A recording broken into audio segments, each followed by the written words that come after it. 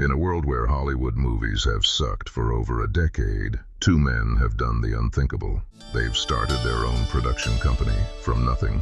Welcome to Unpacked.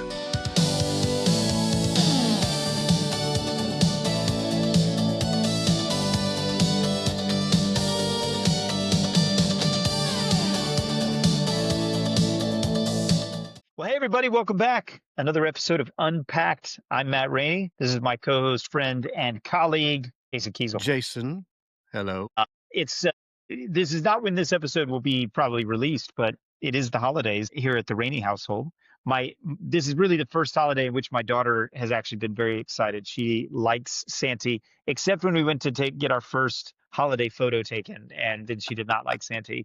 But then when we got home, she liked Santa again. She was hiding. My son, who's only 8 months, he was like, woohoo, Santa, sat on Santa's knee, didn't cry, nothing. My 2-year-old is lost her mind. So she didn't lose her mind, actually. She just wanted to hide in daddy's shoulder. And so the photo, our first picture of Santa, which we actually think is great, is my son sitting there just sort of clueless. And then me sitting next to Santa on the other side with my daughter peeking over her shoulder like this, barely looking at the camera. But she put the star up this year. She's very excited. Our little Charlie Brown Christmas tree in our little small house. You got a big Christmas tree, though. You're fancy. I did. I even had them bring it in and set it up. They didn't put the lights on it yet, but I have a 9-foot tree. So we have a That's serious. We have a living room that has 12-foot ceilings, and that's in Austin, right? That's in Austin that you have that. Yeah, here in Austin. And the initially I was just gonna have we have an elevator in our townhouse. It sounds schwanky, but it's not that big of a deal. And it's kind of a big deal. It's a pretty tall elevator. You have an elevator. What percentage of people have an elevator in their house? It's not that big of a deal. In this complex, many people have it. So it's not in where we're at. Everybody has them. It's a 4-story townhouse, so it's super tall. So it's if I'm on the top floor, which I'm at now, and somebody rings the doorbell, I gotta go down 4 flights of stairs to because the elevator is slow. First world problems. Yeah, champagne problems. Anyway, so I thought the tree would fit in the elevator so they could take it up to the second floor where the living room is and set it up and do it. It wouldn't even fit in the elevator, so they did have to carry it up the stairs, 1 flight of stairs. But they got it set up, and my lights should be coming. So, are you guys Christmas Eve present openers or Christmas Day present openers? Christmas Day. Although, yeah, we're Christmas Day. We're not doing a ton of presents this year. So for some reason, she's like, I don't want anything. I don't think we should. So we're just, obviously I did not get her anything. I'm not going to fall for that one. So it's a total trap. That's the meme of, the Star Wars. It's a trap, I'm glad you didn't fall for that. Well done, sir. Well done. You've saved your marriage. Well, how many years have we been kind of at this now? I guess it depends on when you technically say we started. Is it from the first time that I called you, or? Yeah, no, I mean, we incorporated, I think, in September of 24, and we really didn't start working on it until November or December. So we might be at our first anniversary, which is kind of fun. But some exciting things that have kind of been happening for us over the last few weeks. And I know we talked about some on the last podcast in terms of, working with Wrigley in Kentucky and kind of what Wrigley does with the tax credit, fronting the tax credit to you. But I believe we also mentioned last week that Wrigley had now created a financier arm to essentially raise money in traditional means for lower budget movies, incorporating their tax credit fronting kind of system. So Torek, who is that branch that's working with Wrigley Media now, is looking at our finalists and looking at those scripts and kind of seeing if there's a couple of those that we could potentially raise the money for in the more traditional way. Which was there a couple that they had looked at and liked? Was that what I had remember you saying? They looked at all of the log lines, and then there were a couple of scripts in particular that they've decided that they want to look at. I'm excited. I think that there's a real chance there. As a matter of fact, Dave from Wrigley was supposed to talk to the guys at Torque last night. But then in addition, the weirdest thing kind of happened. A really talented writer friend of mine, Richard Smith, who has got some really cool credits, but also, a bit like myself, has worked on a lot of things that just sort of went a certain distance and then sort of died on the vine in the, Yeah. the land of development hell. But he's so talented. But he emailed just, I mean, not even a week ago, just a few days ago, and said, "Hey, there's this investor guy that I know who, for unspecified tax reasons, perhaps related to the Section 181, which we talked about, because it's sunsetting. I don't know if it has something to do with that or something else entirely, but Are they renewing it? we don't know yet. We don't know yet. It's called the CREATE Act, is the renewal of the 181. I think with improvements. From what I was reading, that they're actually raising the amount of money for the minimal threshold. So, kind of good stuff there. I can't imagine that they would not, but we don't know until we know. But for whatever tax reasons, this guy said he needed to invest $2 million or less in a film That's a project chunk. before the end of the year. So Talk we about sent, champagne problems, by the way. I'm telling you, yeah, it's like, man, I got to offload this $2 million like tomorrow. It's burning a hole in my pocket. You can unload it to us. We will help you. We're Mhm. here to help. But we sent over, again, the log lines and the finalists and And one other project you we're know, working on. well, not to this guy, not to this Oh, guy. you didn't To send this that one guy, to him?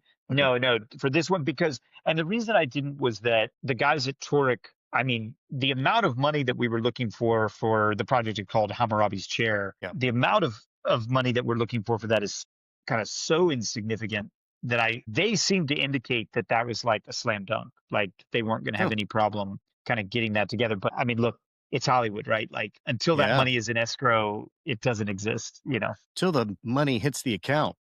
It's not even safe in escrow. But I guess speaking of money hitting accounts, like, By the way, that is a you know- crazy feeling that I hope everyone gets the opportunity to go through. When I sold my company, and by the way, the agreement that I had to sign when I first sold my company, I didn't really have to do anything the second time, but the first time it was a 406-page document. I mean, we're talking a ream of paper.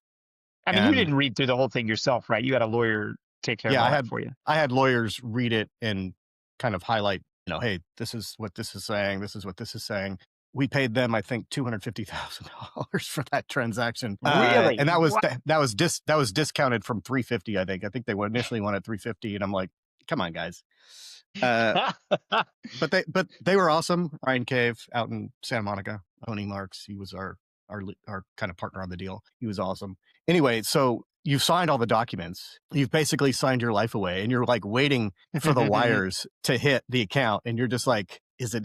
Is this Are real? they going? Is this real? Did you get yours yet? Did you get yours yet? And then it hits, and you're like, oh my gosh, Ooh. Well, I think it's going That's to a be crazy- exciting for it's a us crazy when, feeling. when Yes, we get that first Well, little when that deposit. money hits, and Yeah. it's like we're going to go. When that money When the check, yeah. hits, when the check hits for us, and all of a sudden we're going to be able to actually hire our director and Yeah. cast the movie. It's going to be really exciting. If you're What is that if you followed process along called, with by us the this way? far, what is Like- what process called? I know when you cast the actual film, the actors, that's casting. Right. What is it when you're casting the director and, the DP and, what is that still casting? Do they still call that I may be casting? showing my ignorance, but I actually think they just call it hiring or partnering with. Yeah. And sometimes, when you hire, like, for example, if Ben Hansford was to come on board and direct a movie for us, Ben kind of comes with people that he He works has his with, team. right? Yeah. That's Yeah. right. That's right. So our negotiations will be kind of with him, and that's going to be really interesting, I think, to talk about on the podcast when we get to that part, because essentially everything that we're going to be doing is going to be kind of below the ultra low budget thresholds for any Yeah. unions and that kind of stuff. So, we're going to be protected from a lot of the drama that you see out there in a lot of ways. So, I mean, not in every way, but in a lot of ways, like, we're not going to be at sort of a budget threshold that would be in a lot of danger of running into like kind of big problems or Yeah. ballooning budgets and that kind of stuff. But we It'll can be able to hire interesting people and to see their take on what we would like to do from a transparency standpoint. Basically I don't think anyone will have any problem with it. publishing to everybody in the group or the project what everyone's kind of stake is. Here's salary, here's equity, just kind of going down the line. Yeah. Yeah. And look, I mean, maybe, yeah, I You're don't, like, I I actually don't. think, no, I think it's fine. I mean, like, you know, I think if you're doing things fairly and, and people come to work doing a great job, I think it'll probably be okay. Like, look, we might have to, who knows in what ways we're going to have to pivot as we sort of go forward. But I think the essential idea, the transparency of even if it's just sort of like we're just sort of showing a top sheet and we just show like departments, like this is what we paid for this department and this is what we paid for travel and stay, being transparent about what we spent on and that, we're not out having some sort of huge party with the money that was spent on our project. And this is what our project made or didn't make, Yeah. and here's what people are going to be getting on the back end. So I think it's exciting and, we'll see what happens. I mean, obviously things get a little bit more complicated when you bring on other production partners. Like Yeah. we won't be able to play by our own rules necessarily, but that's all going to kickstart. I think all of that is going to help us with the way that we want to fund movies, which is through our Yeah. indie film fund. So I think that's going to be really interesting. And to help us with that, partly with that, mostly with our sort of inverted project, you're kind of spearheading another big deal for us, which is going to take several months. Yeah. But I guess tell folks what we're doing. So we're basically at a point where it makes sense for us to bring in outside capital. We have currently been bootstrapping this from day one. I think we've mentioned it before. We each put in $1,000. That was our kind of seed. And that was our the seed opening. capital. And we've been able to basically pay all the bills. We brought on Emma, even for staff, for helping produce the podcast, do some social media stuff. With those funds, we made a little bit of money. We basically covered our costs and then had a little extra when we did our screenwriting competition. Yeah. And so we're using those funds now to fund some other stuff. You and I don't get paid at all, so we are salary less. Can't really pay much out of a $1,000 bucket. Emma's the highest paid employee at She Tax is. House. So the opportunity with Inverted and the vertical space is too big of an opportunity for us to essentially grow into it organically. My sentiment, and I think yours, is that if we do try to enter that market organically, one, it's super difficult to get customers, viewers, without spending a lot of money or a decent chunk, which we don't have. And, we could do this organically. We could bring on titles.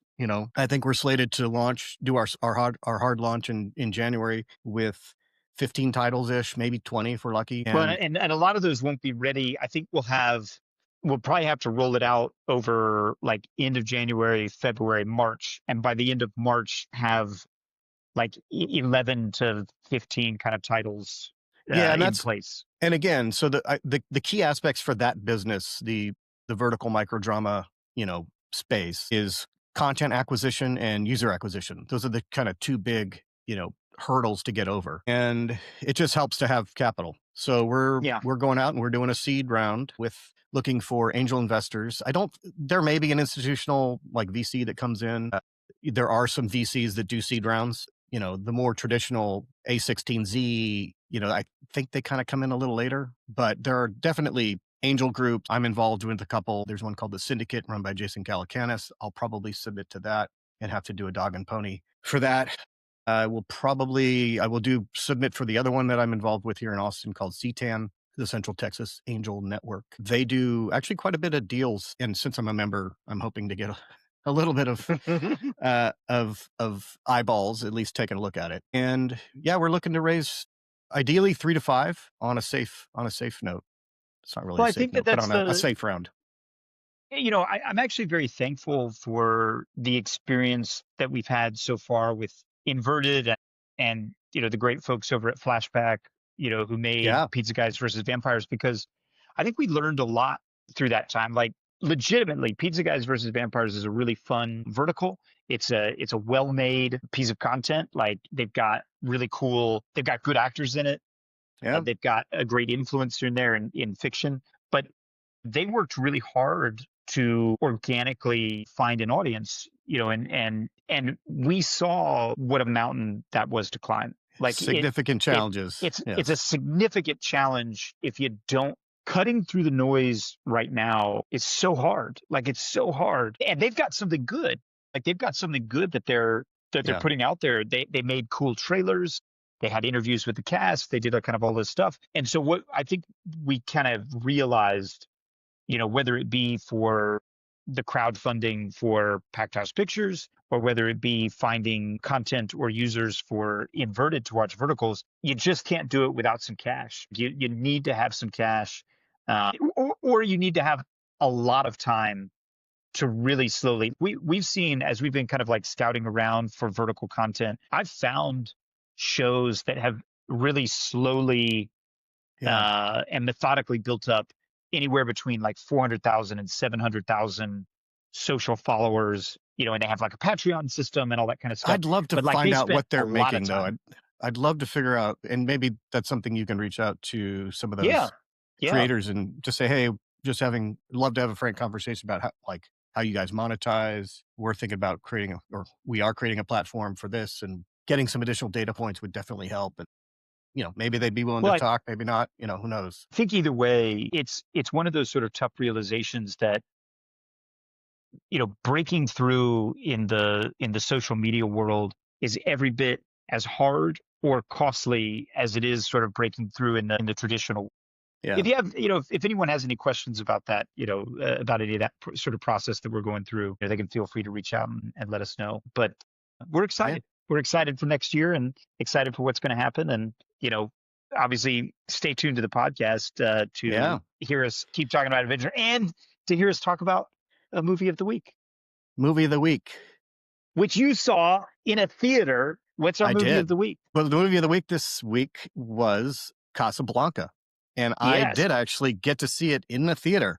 Interestingly enough, I was researching, this is so random, but I was researching venues for our vertical festival, or inverted film vertical festival that we're putting on this, I guess next, we're starting it in January, and we're, taking open submissions for folks to submit content.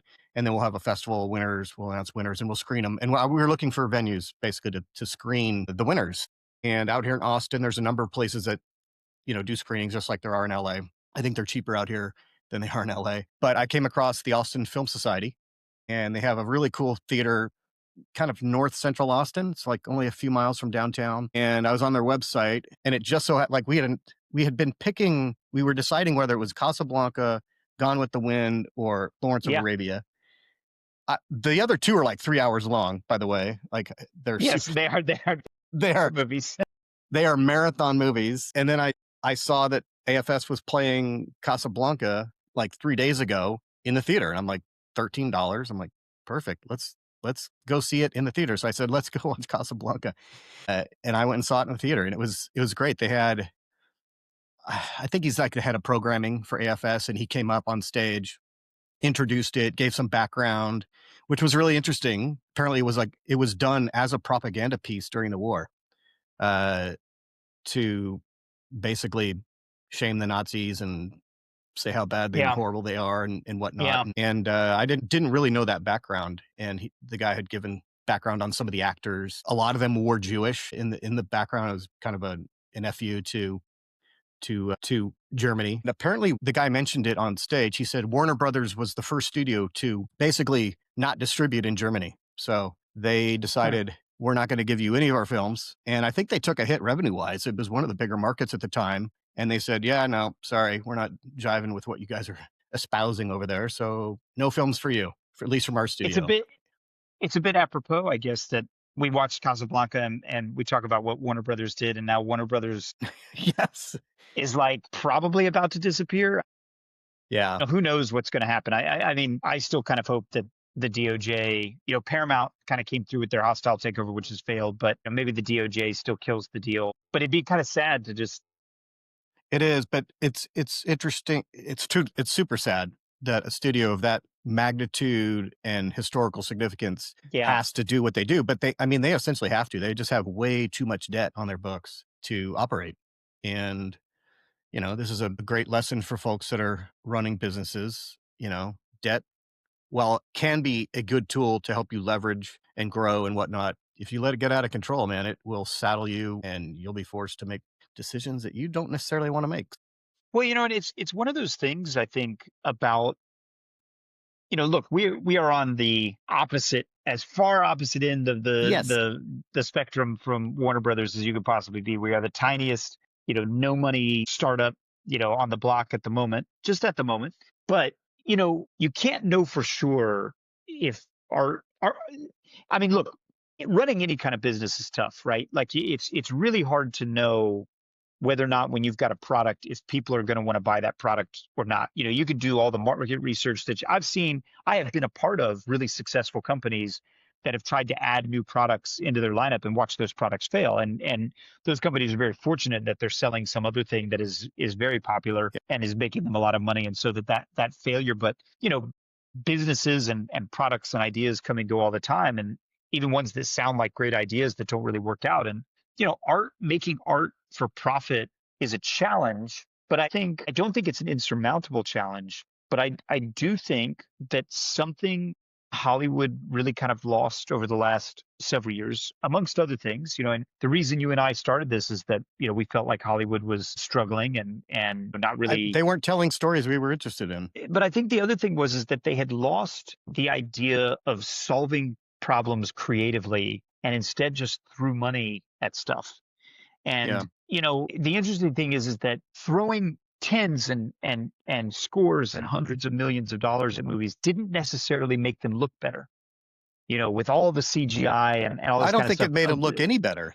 And this is what, I still don't understand it. Most of it is salary, right? I mean, to be honest, I think most of it is talent salary. Well, they've suffered from the same sort of like, bureaucratic inflation and all of those sort of things. We could have a whole episode where we talk about the unions and the good things about the unions and the bad things about the unions. But like, the amount of money that is starting to cost to make a movie, it just has sort of spiraled out of control without necessarily making better movies. And that's the other part of it. But, Casablanca was expensive for back in the day. $1 million was their budget. Well, $1 million, which I guess today's dollars would be like what, 17 or 18 million? Am I right in that? But then it made about 7 million worldwide gross, which I think would be over 100 million, like about 110 or 15 million. Yeah, the initial release was 3.7 million, which is roughly 56. Domestic.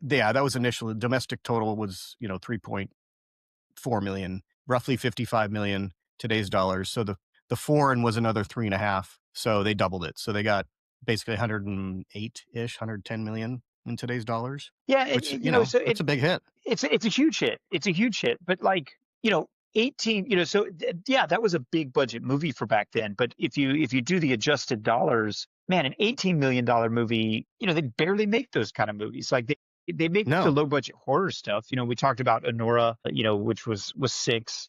Last Showgirl was 2. There are low budget movies. Obviously, we are going to make low budget movies. 18 million isn't exactly like a Marvel movie. I mean, we're talking about movies that are costing them $200 to $300 million to make. Yeah, it's so, you've made it so hard on yourself to make that money back. Now, look, to be fair, some of that comes from the disappearance of like physical media, right? Like you don't have the DVD market on the back end to bolster your sales. Like it all goes live on streaming. So you're almost sort of living on this fixed income, other than subscribers that you can steal from another another streaming platform. But man, sad to see Warner Brothers potentially go, and just interesting to look back at one of their biggest all-time hits and see that it was a modestly, in today's standards, really modestly budgeted movie. So let me ask you, what did you think of the film? I love Casablanca. I mean, look, it's an older piece of movie. The movies that I probably tend to love the most in terms of like I don't watch Casablanca over and over again. I've seen Casablanca like, I don't know, probably 3 or 4 times. And you do sort of, you watch it a little bit more of as sort of an exercise. Like you're watching this really good movie, but you like it. Like it's good. Like, it's quotable. I like Humphrey Bogart. I think he's really watchable. Like, he's an interesting person to watch. But it's not like, I'm not that guy who's like watching these old movies over and over again for enjoyment. I tend to start the movies the era in which I start to watch movies over and over again is probably like the 60s. Like there's movies from the 60s that I'm happy to watch again and again. But really, really, it kind of starts in the mid to late 70s. through the 80s and 90s is sort of like my era of like Yeah. the The 80s movies and that I 90s are where love. I've seen movie. And where I'd love to Yeah. watch those So over and over again, just for fun. Like I'll just put something on in the background. But like I think Casablanca is an all-time great, and Humphrey Bogart's I an had all-time never great. seen it, which is why we picked it. Yeah. So So you saw it for your first time, and you saw it in a theater. What did you think? I really enjoyed the movie. For one, apparently it's one of the most quoted movies of all time. And in fact, one of them's even misquoted, apparently. Yeah. Play it again, Sam. It's play it once, Sam, is what he said in the film. I knew that going in. So when I heard it, I'm like, oh yeah, he actually didn't say that. But I I I thought the movie was great. The acting was great. The storyline was great. The overall writing was, funny. Like there's parts in it where you're just like, oh, that's a funny line. Like these guys, Yeah. like it was just an enjoyable film. And seeing it in a theater, you Yeah. get the crowd's reaction to certain lines and everything. And it was a great experience. Just kind of Was it being. the version that you saw? Was it restored? Was it so No, it like? was 35 mil. Oh yeah, yeah. But I mean, in terms of the quality, like, was it? What was the quality No, of the print? Like, it looks really good, or the print was okay. Like, what do they call the little cigarette butt burns on the top? Like yeah, the those would cigarette burns. Yeah. those would show up every so often. There was at one point where the projector shifted, and I think the projectionist had to like move it back up. It was kind of this weird thing. It didn't affect the people didn't care. It wasn't even that big of a Yeah. deal, but it was fun watching it in the theater. And I, for having never watched it, I didn't really know what to expect.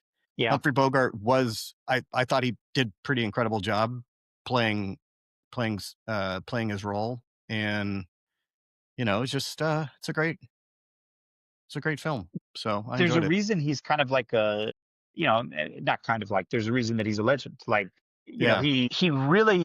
What's funny is like you look at sort of like masculinity over the years and in film or whatnot. In these ways, he sort of played these kind of tough guys. Sort of like Yeah. he sort of cast this mold that you would see repeated over and over again. But he really did it in this way that there's just this classiness It's very understated. about him. It's very Yeah. understated. Like, he's not in your Yeah. face, and he's not, even though he tends to play a lot of cynical characters, they're not as cynical as some of the characters that would come, like obviously in the 70s, when there was, and then of course again in the 90s, even though those characters aren't. I think we have a lot of cynical characters now, but it's a different kind of cynicism. It strikes more as a maturity rather than it is like some sort of dark nihilism or anything like that. Yeah.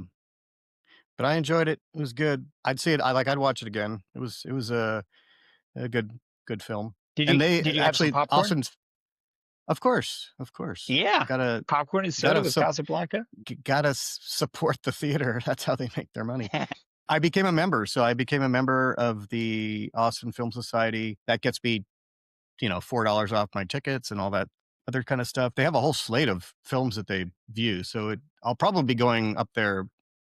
I say up because it's north of me a little bit, like 15 minutes, to watch stuff, way more often, now that I've, kind of got this cool thing. And we probably will be hosting our festival. Hopefully, who knows? Maybe we'll have some news. Maybe we'll have some news in a couple weeks about some of the funding. For the movies, I'll be following up with Wrigley and Torek, and so obviously this guy who wants to invest before the end of the year will know whether or not anything of ours landed on his radar. But looking forward to watching Die Hard and looking forward to continuing the adventure and filling everybody in next week. Yeah, it's been real. I think cool. It's real. All right. Bye, Thanks, everybody.